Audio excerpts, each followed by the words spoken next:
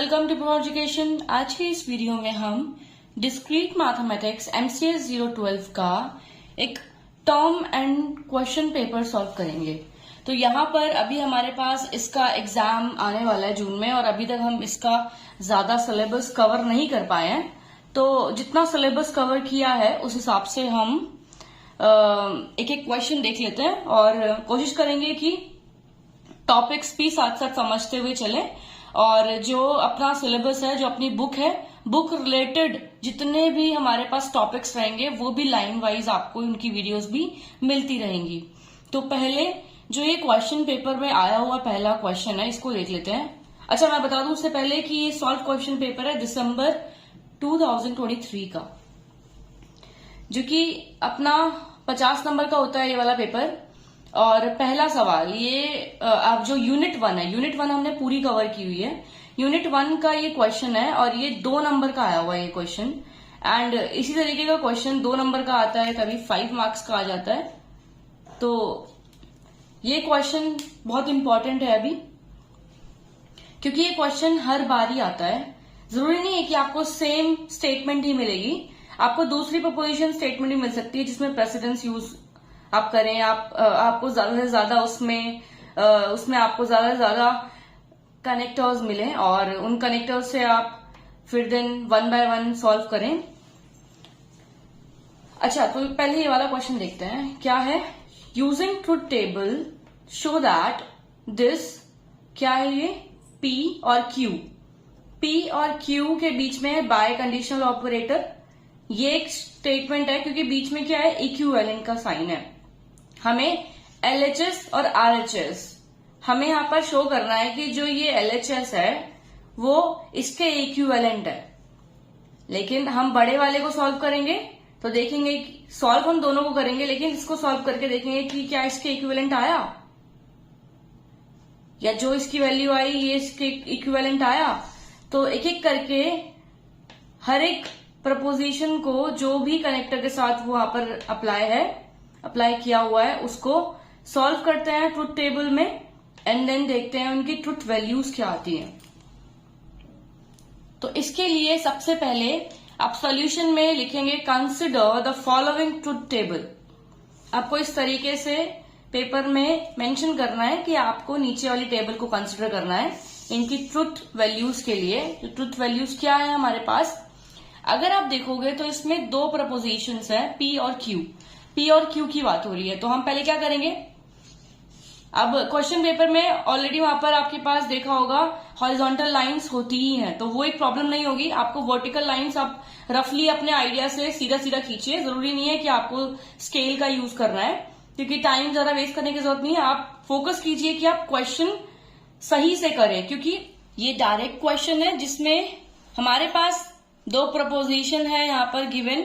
उन 2 प्रपोजिशन के लिए हम क्या करते हैं, कैसे फाइंड आउट करेंगे, पहले ट्रुथ वैल्यूज निकाल लेंगे एंड देन फिर उनके ऑपरेटर्स जो गिवन है क्वेश्चन में उनके बीच में जो ट्रुथ वैल्यू आएगी ऑपरेटर के हिसाब से, जो भी हमने पढ़ा था यूनिट 1 में।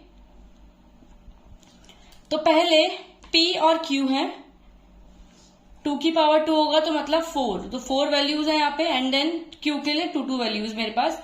तो ट्रू ट्रू फॉल्स फॉल्स हम ऐसे लिख लेंगे, ट्रू फॉल्स ट्रू फॉल्स। फिर P इम्प्लाइज Q। अब अगर आप देखोगे यहाँ पे तो मेरे पास ये है, मैं यहाँ पर आप चाहे तो इसको भी फाइंड आउट कर सकते हैं पहले, लेकिन मैं पहले इसको फाइंड आउट कर रही हूँ, इसको कर रही हूँ। यहाँ पर जरूरी नहीं है, आपको प्रेसिडेंस रूल की जरूरत नहीं है क्योंकि ये सब आपस में पहले से ही ब्रैकेट में गिवन है। तो पहले आप इनको सॉल्व करेंगे, इसको सॉल्व करेंगे, फिर जो आएगा फिर आप इसको सॉल्व करेंगे साथ में। तो P इम्प्लाइज Q, क्या होगा, P implies Q, true true true होता है, ट्रू फॉल्स फॉल्स ही होता है, फॉल्स ट्रू अगेन ट्रू होता है और साथ ही फॉल्स फॉल्स ट्रू ही होता है।